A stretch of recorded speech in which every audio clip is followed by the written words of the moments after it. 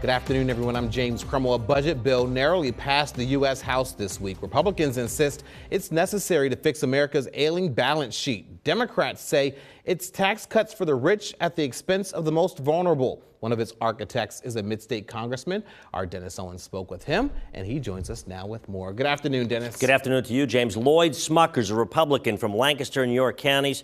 He was hailed for his efforts the other night after the budget resolution bill passed. It still has to get through the Senate, passed by just 2 votes, by the way. And specifics still need to be hammered out. Basically combines about $4 trillion in tax cuts with about $4 trillion in spending cuts over 10 years.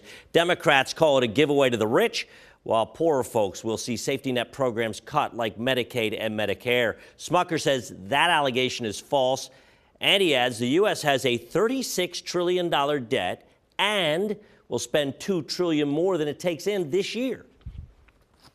Well, America is bankrupt.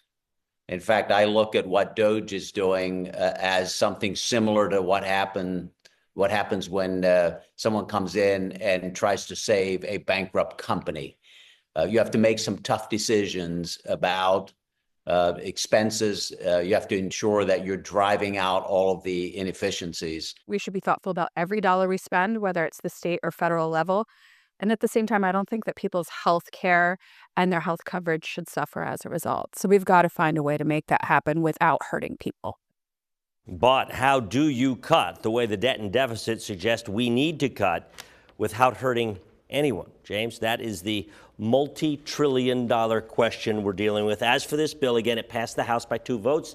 Still has to go to the Senate, get reconciled. We don't know specifically what is in it yet, so we can't exactly say what exactly the impact to people will be yet. I mean, you definitely make a good point there. People say we need to cut, but then it actually figuring out what it is to cut and then how that affects real people is going to be the thing that you're trying to figure out. And you can't cut the amount of money they're talking about cutting without impacting somebody. Exactly. Other people would argue the country's been spending way too much money for way too long, unabated, and that needs to be reined in as well. So that is the real fight and debate that's going on in Washington right now. A very tough needle to thread there. All right, Dennis, thank you very much. Appreciate your insight on all of this.